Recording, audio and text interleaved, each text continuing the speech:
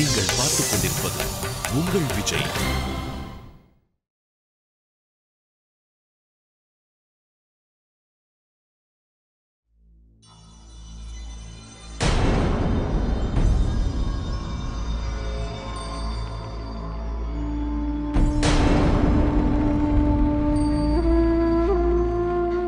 எனக்கு நல்ல ஞாபகம் இருக்கு. நான் இங்க பத்தில காய் போட்டு தான் போனேன். அப்புறம் இந்த மாதிரி யார் பண்ணிருப்பா? எப்படி இல்லம்மாவும் பாத்திரத்திலேயே இருக்கு.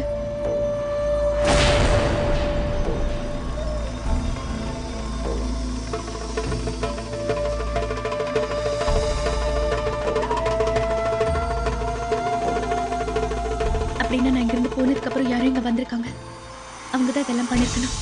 அவங்க இந்த மாவை மிதிச்சு அப்போ வத்தலுக்கு ஏதாவது ஆயிடுச்சு. அதுக்கப்புறமா அவங்க வேணும்னே யார் இந்த வேலையை பண்ணிருப்பாங்க? இப்படி யார் செஞ்சிருப்பா?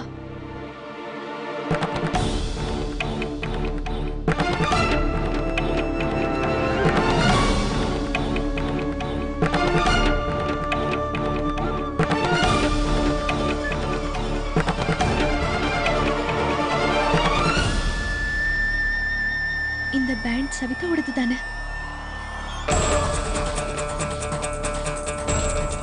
சவிதா, கொஞ்சம் மேல வா. இது வர அண்ணி.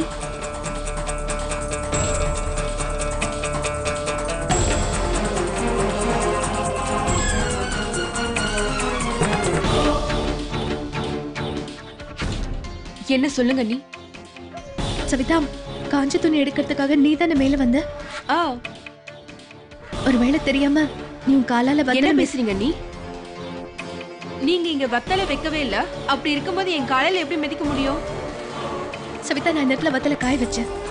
அப்ப என்ன கேட்கணும்னு நினைக்கிறேன்னா, நான் வேணுன்ட்டே மொட்டை மாடிக்கு வந்து எல்லாத்தையும் மிதிச்சுதான் சொல்றீங்க. அதனாலதான் பாத்திரத்துல எல்லாத்தையும் எடுத்து போட்டேன்னு சொல்றீங்களா? எனக்கு ஒண்ணு புரியவே மாட்டேங்குது நீ. 24 hours திருட போலீஸ் மாதிரி என்கிட்ட ஏன் இப்படி விளையாடுறீங்க? சவிதா, நான் ஆத்தர் இல்லாம உன்கிட்ட எதையும் கேட்கல. இது பாரு, இது உன்னோட காலோட பிரிண்ட் தானே? இது உன்னோட காலடி இல்லைன்னு உன்னால சொல்ல முடியுமா? ஆமாங்க அண்ணி. இங்க இருக்கிற கால் தடத்துல என்னோட பேர் எழுதி இருக்குல்ல, சொல்லுங்க. அப்படியா? இது என்னது? இதுவும் உன்னோடது இல்லைன்னு சொல்ல போறியா? என்னோடதுதான். அதுக்கு இது எப்படி வந்துச்சுன்னு எனக்கு என்ன தெரியும்? சவிதா, திரும்ப திரும்ப இந்த மாதிரி போய் சொல்றது கரெக்டான ஹேபிட் இல்ல. இது பாரு, நீ உண்மை சொல்ல. இல்லைன்னா அதுக்கப்புறம் நான் இல்லனா என்ன பண்ணுவீங்க அண்ணி? என்ன பண்ண முடியும் உங்களால? இங்க நீங்க வத்தல் எதுவும் வைக்கவே இல்ல. போதாதன்னு எல்லா பழியும் ஏன் மேலே போடுறீங்க? போய் சொல்லிட்டு இருக்கது நீங்க தான் அண்ணி. இல்ல சவிதா, நான் சொல்றதுதான் உண்மை. போய் சொல்றது நீதான். ஆமாங்க அண்ணி, போய் சொல்றது நான் தான். பிறந்தல இருந்தே உண்மையா சொல்ற பழக்கம் உங்களுக்கு மட்டும் தானே இருக்கு. யார்கிட்ட பேசுறீங்க? நான் இந்த வீட்டு பொண்ணுன்னு மறந்துட்டீங்களா? அதுவும் இல்லாம இந்த வீட்டுக்கு கல்யாணம் பண்ணிட்டு வந்தது ஒரு பொய் சொல்லிதானே? இன்னும் நிறைய சொல்லவா?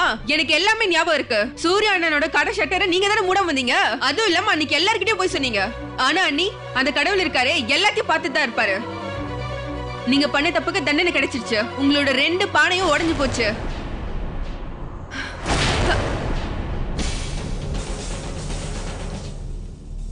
இப்படி அண்ணிங்கிற மரியாதை எல்லாம் கூட பேசி உனக்கு வெக்கமா இல்ல? அன்னைக்கு நீ போய் சொன்னதுனாலதான் அந்த முதல் பானை உடைஞ்சதுங்கிற விஷயம் உனக்கும் நல்லா தெரியும்ல?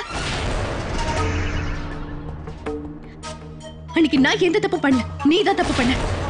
பானை உடைஞ்ச கோவத்துல ஏன் மேல காட்டாதீங்க. அம்மா அண்ணா எல்லாருக்குமே தெரியும் அன்னைக்கு நீங்க தான் காப்பி அடிக்க சொன்னீங்கன்னு.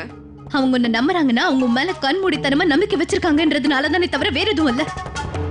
கல்யாணம் அது இதுன்னு சொல்லி அவங்க எல்லாரையும் உன் பக்கம் எடுத்துக்கிட்டேன். அதனாலதான் அவங்க உன்னை நம்பினாங்க. தேவையில்லாம அர்த்தம் இல்லாம எதோ பேசிட்டு இருக்கீங்க. பைத்தியக்காரத்தனமா நான் பேசல சவிதா. அன்னைக்கு நீ தான் தப்பு பண்ணேன்னு என்கிட்ட நிரூபிக்க இப்பவும் ஆதாரம் இருக்கு. உனக்கு நம்பிக்கை வரல? இருப்ப எடுத்துட்டு வரேன்.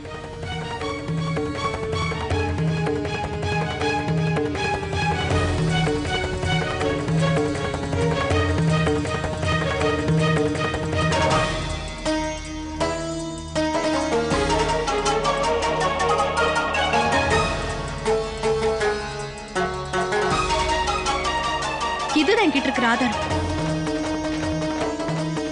உனக்கு ஞாபகம் இருந்திருக்காது.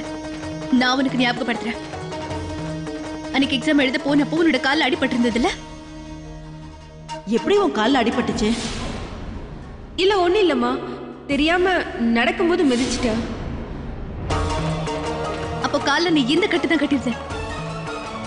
எக்ஸாம்ல நீ படிச்ச கேள்வி எல்லாம் வரலன்னதும் கீழே விழுந்த என்னோட ஆன்சர் பேப்பரை நீ காலால இழுத்த. இன்னும் நம்பிக்கை வரல? இத பாரு.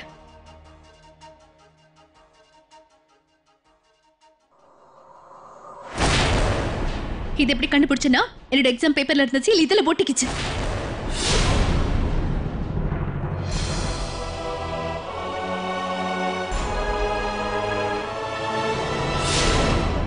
உன்கிட்ட இந்த விஷயத்தை பத்தி எல்லாம் நான் சொல்லிருக்கவே மாட்டேன். ஆனா இன்னைக்கு நீயே உன்னோட வாயால என்ன சொல்ல வச்சுட்ட. நீ தான் தப்பு பண்ணன்னு தப்பு நடந்த அடுத்த நாளே எனக்கு தெரிஞ்சிருச்சு சவிதா. ஆனா எனக்கு வேற வழி தெரியல, அதனாலதான் அத்தை கிட்ட நான் அதை பத்தி எதுவும் சொல்லாம இருந்தேன். சந்தியா, தயவு செஞ்சு என்ன மன்னிச்சிருங்க. அண்ணி தயவு செஞ்சு என்ன மன்னிச்சிருங்க அண்ணி. நான் கையெடுத்து கும்பிட்டு கேட்டுக்கிறேன். சத்தியமா வேணும்னு எல்லாமே பண்ணல. அம்மா மேல இருக்கிற பயத்துல நான் ஒத்துக்கிறேன் அண்ணி. அன்னைக்கு தப்பெல்லாம் என் பேர்ல தான். அப்புறம் இன்னைக்கு இந்த தப்ப நான் தான் பண்ண, தெரியாம மிதிச்சிட்டேன். ஆனா வேணும்னே இதை பண்ணல. இத பத்தி அம்மா கிட்ட சொன்னீங்கன்னா அவங்க ஒத்துக்க மாட்டாங்க. அண்ணி நான் உண்மையதான் அண்ணி சொல்றேன். அண்ணி அம்மா மேல இருக்கிற பயத்துல தான் நீ இப்படி பண்ண. இங்க பாருங்க அண்ணி, உங்க மேல ப்ராமிஸா சொல்றேன், இந்த மாதிரி தப்ப நான் இனிமே பண்ணவே மாட்டேன்னு. என்ன மன்னிச்சிருங்க. அம்மா கிட்ட இதெல்லாம் சொல்லாதீங்க அண்ணி, ப்ளீஸ். அம்மாக்கு தெரிஞ்சா என்ன கொன்னே போட்டுருவாங்க அண்ணி. எந்த தப்பும் பண்ணலைங்கிறதுக்கு சந்தியா கிட்ட ஆதாரம் இருந்திருக்கு. ஆனாலும் அந்த ஆதாரத்தை அப்ப என்கிட்ட அவ கொடுக்கல. அவ ஏன் அப்படி செஞ்சா? ஏன் அந்த பானை உடைய போகுதுன்னு தெரிஞ்சு அவ சும்மா இருந்தா?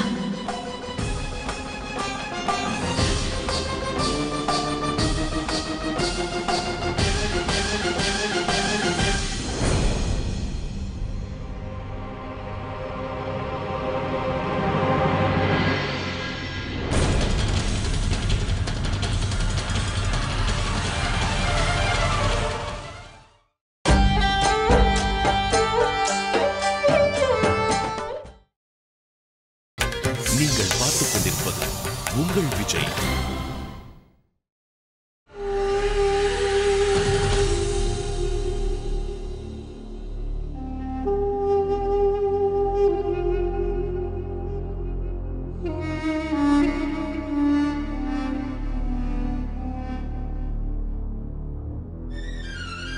ஏன் இப்படி மௌனமா நின்னுட்டு இருக்கீங்க? முதல்ல எனக்கு ஒரு பதில் சொல்லுங்க. நம்ம மருமக சந்தியா இந்த ரெண்டு தப்பையும் செய்யல. ஆனா அதுக்காக அவ தண்டனையை அனுபவிச்சிருக்கா. சவிதா தான் தப்பு பண்ணான்னு எல்லா ஆதாரங்களும் இருந்தும் அவ அதை கொண்டு வந்து என்கிட்ட காட்டவே இல்லைங்க. அது மட்டும் இல்லாம பிரீத்தி செஞ்ச தப்ப தான் செஞ்சதா சொல்லி எல்லா பழியும் தான் தலைமையிலேயே போட்டுக்கிட்டா. பொய்யா ஒரு கதையை வேற சொன்னா. அவளுக்கு தான் எல்லாம் தெரியும் இல்லங்க. அவ இப்படி ஒவ்வொரு தப்பா பண்ண பண்ண அவளோட கனவு நிறைவேறாம போயிடும்னு தெரியும்ல. அப்படி இருந்தும் ரெண்டு பானையும் உடையட்டும்னு அவ பேசாமலே இருந்திருக்கா. அப்புறம் சவிதாவும் பிரீத்தியும் பண்ண எல்லா விஷயமும் தெரிஞ்சும் அவ என்கிட்ட எதையுமே சொல்லல. அவ ஏன் இப்படி பண்ணா? அவ எதுக்காக எல்லாத்தையும் மறைச்சா? அவ அப்படி மனசுல என்னதான் நினைச்சுக்கிட்டு இப்படி எல்லாம் செஞ்சா? அவ தன்னோட கனவை பத்தி எல்லாம் யோசிக்காம ஏன் மௌனமா இருந்தா? ஏன் எல்லாத்தையும் மறைச்சா? உங்களுக்கு தான் எல்லாம் தெரியும் இல்லங்க. உங்களை பொறுத்த வரைக்கும் அவதானே செல்ல மருமக. சொல்லுங்க, அப்படி அவளுக்கு என்ன பலவீனம் இருந்திருக்கும்? எல்லாரும் என்ன யோசிப்பாங்கன்னா, சொர்க்கம் நரகெல்லாம் செத்ததுக்கு அப்புறம் வரும்னு சொல்லுவாங்க. ஆனா அது உண்மையிலேயே போய் சரோஜா. எனக்கு என்னமோ இப்போ இந்த ஜென்மத்திலேயே எல்லாமே கிடைச்சிருக்கு. சூர்யா மாதிரி ஒரு புள்ள கிடைச்சதால நான் ரொம்ப கொடுத்து வச்சவன். சந்தியா மாதிரி ஒரு மருமக கிடைச்சதால வாழும் போதே சொர்க்கத்துக்கு போன மாதிரி இருக்கு. நான் உங்ககிட்ட இப்ப என்ன கேள்வி கேட்டுட்டு இருக்க? நீங்க சம்மந்தம் இல்லாம பைத்தியக்காரத்தனமா பேசிட்டு இருக்கீங்க. முதல்ல இதுக்கு எனக்கு பதில் சொல்லுங்க. ஐயோ சரோஜா, உண்மையிலேயே நீ நிறைய புண்ணியம் பண்ணி இருக்கணும். இந்த குடும்பத்துல இருக்கிறவங்க எல்லாருமே புண்ணியம் பண்ணி இருக்கணும். அதுதான் சந்தியா மாதிரி ஒரு மருமக கிடைச்சிருக்கா.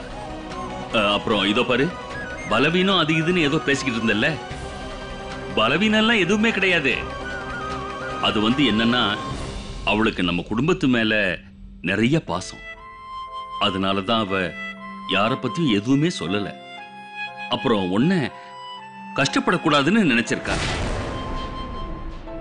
உனக்கு ஒரு விஷயம் சொல்லவா சரோஜா? இங்க பாருமா, எந்த கேள்விக்கு மூளையை பயன்படுத்தி பதில் தேடணும்னு நினைக்கிறியோ அதை எல்லாத்தையும் உன் மனசளவுல தேடிப்பாரு. அப்ப எல்லா பதில்களும் உனக்கு கிடைச்சிடும். இந்த உலகம் நல்ல பிள்ளைங்களுக்கு எத்தனையோ கதைகளை சொல்லி இருக்கு. ஆனா நல்ல மருமகளை பத்தி கதை சொன்னதே இல்லை. உன்னோட அதிர்ஷ்டம் சரோஜா, என்னோட அதிர்ஷ்டம் இந்த குடும்பத்தோட அதிர்ஷ்டம்னு தான் சொல்லணும். அதனாலதான் இந்த சம்பவம் இதோ நம்ம குடும்பத்திலேயே நடக்குது. உன்னோட பிள்ளைக்கு சந்தியா நிழல போல இருக்கிறா. எல்லா விஷயங்களிலுமே அவ குடும்பத்தை எப்படி பாத்துக்கிறதுன்னு நல்லா புரிஞ்சிருக்கா. எல்லாரையும் கவனமா பாத்துக்குவா, எல்லாருக்கும் சந்தோஷத்தை தர்றா. எல்லாரும் ஒன்னா இருக்கணுங்கிறதுக்காக தான் அவ எதுவுமே சொல்லாம மௌனமா இருந்தா.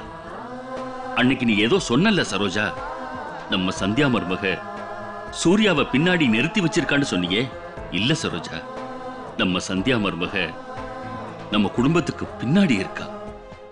நம்ம மான மரியாதையை காப்பாத்திக்கிட்டு இருக்கா. எப்படி நம்ம சூர்யா அவன் சந்தோஷங்களை அடக்கி குடும்பத்துக்காக எவ்வளவு பண்ணிருக்கானோ அதே மாதிரி சந்தியா மருமகளும் உன்னோட சந்தோஷத்துக்காக ஒவ்வொரு பானையா பலி கொடுத்துட்டான். அவளோட எப்படியாவது போராடணும்னு நீ தனியா நின்னுகிட்டு இருந்தல்ல, அது எதுக்காக? அவளோட கனவு பிடிக்காதனாலதான் அப்படி செஞ்ச. ஆனா சரோஜா, இன்னைக்கு வரைக்கும், இந்த நிமிஷம் வரைக்கும் நீ எதை பண்ணாலும் சரி அத மனசுல வச்சுக்கிட்டு உன்னை வெளி மனுஷியா அவ பார்க்கல. அவ உன் மேல நிறைய பாசமும் மரியாதையும் வச்சிருக்கா. ஓ சந்தோஷத்தை பத்தி எல்லாம் கவலைப்படுறா. உன் மேல அக்கறையா இருக்கா. நம்ம சூர்யா மாதிரி அவ உன்னை நினைக்கிறா.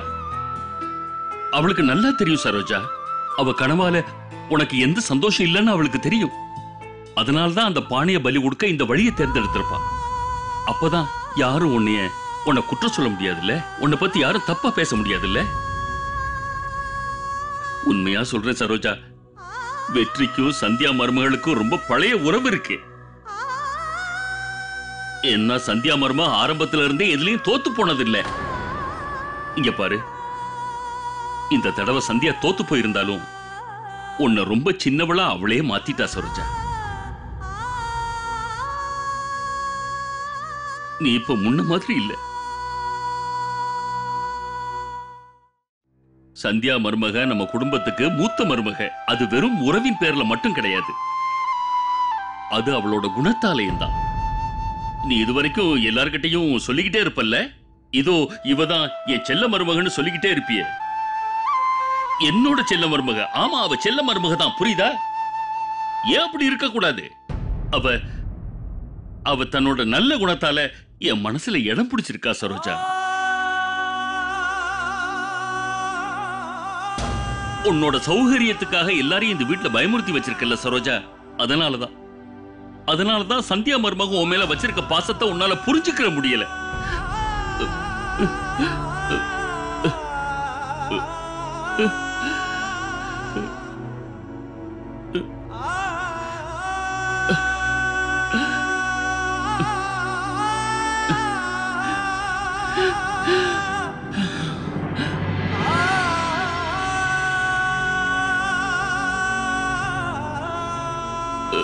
இதுக்கு மேல என்னால தாங்கிக்கிற முடியாது சரோஜா.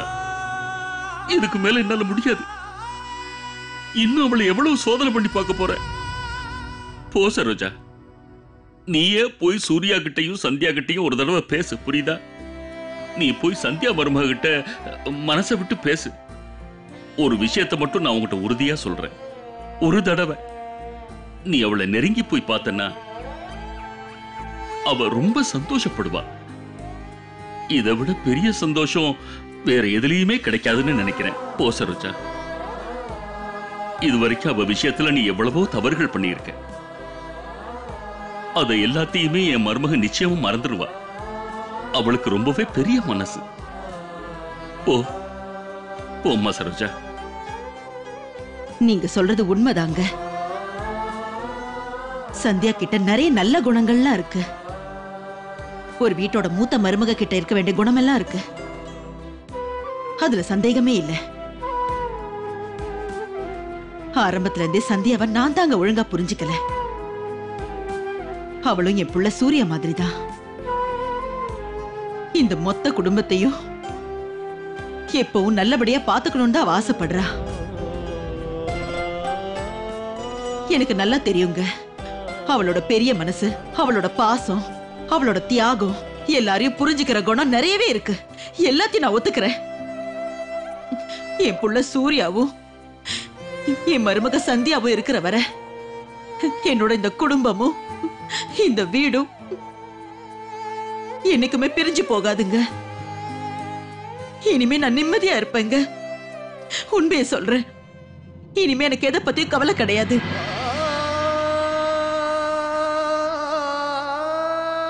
என்னங்க எப்படி குழந்தை மாதிரி அழுதுட்டு இருக்கீங்க?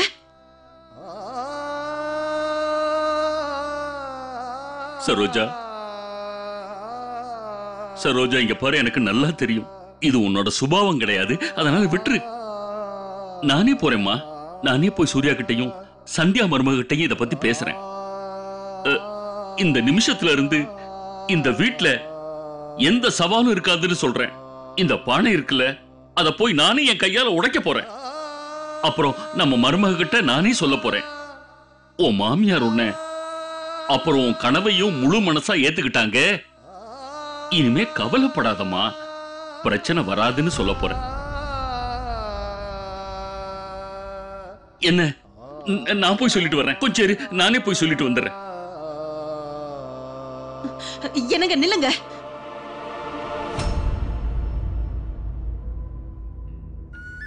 என்னாச்சு சரோஜா? என் கூட நீயும் வர போறியா? வா போலாம்.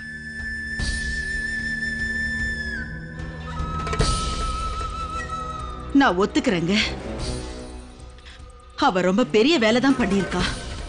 அதுக்காக என் மனசுல அவ மேல இருக்கிற மரியாதை அதிகமாயிருக்கு. ஆனா அதை நீங்க தப்பா புரிஞ்சுக்க வேண்டாம். ஒண்ணு நல்லா தெரிஞ்சுக்கோங்க, என்னோட முடிவை நான் மாத்திக்க மாட்டேன்.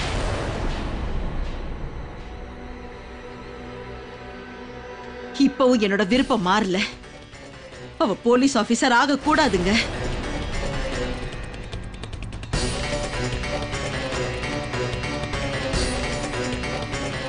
என்ன என்ன பேசுற நீ? ஒரு நல்ல மருமகளா இருந்து நீ ஆசைப்பட்டபடியெல்லாம் இருக்க முயற்சி பண்றல்ல அவ. இதுக்கு மேல என்ன? நீயும் ஒரு நல்ல மாமியாரா இருந்து அவ கனவை நிறைவேற்றலாம்ல. இதுல என்ன பிரச்சனை?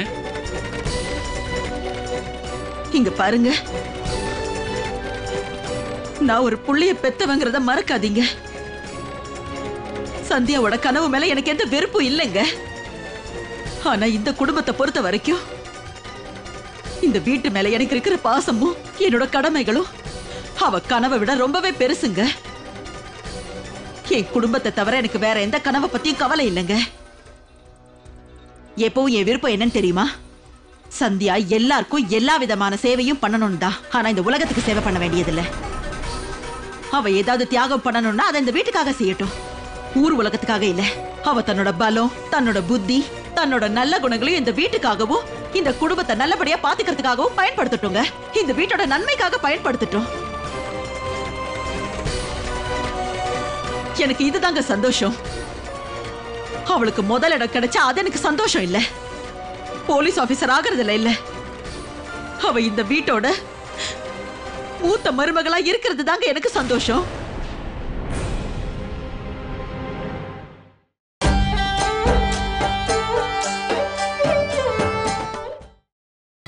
நீங்கள் பார்த்துக் கொண்டிருப்பது உங்கள் விஜய். அதனால இந்த மூணாவது பானையும் சீக்கிரமே உடையணும்னு நினைக்கிறேன்.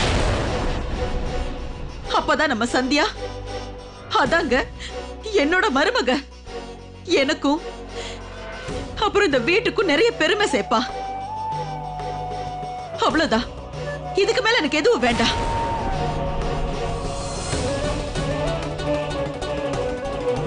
எனக்கு நல்லா தெரியும் இப்ப நீங்க என்ன யோசிச்சுட்டு இருக்கீங்கன்னு. எல்லாம் தெரிஞ்சிருந்தோம் நான் ஏன் இவ்வளவு பிடிவாதமா இருக்கேன்னு தானே நினைக்கிறீங்க? இது பிடிவாதம் தாங்க. என்ன பொறுத்த வரைக்கும் இந்த குடும்பத்தோட சந்தோஷம் மட்டும் தாங்க எனக்கு முக்கியம். இந்த குடும்பத்துல எல்லாரும் ஒத்துமையா இருக்கிறத தான் நான் விரும்புறேன். அவ்வளவுதான். எனக்கு எல்லா விஷயங்களும் தெரியுங்க. எல்லாத்தையும் நல்லா புரிஞ்சுக்கிட்டேன்.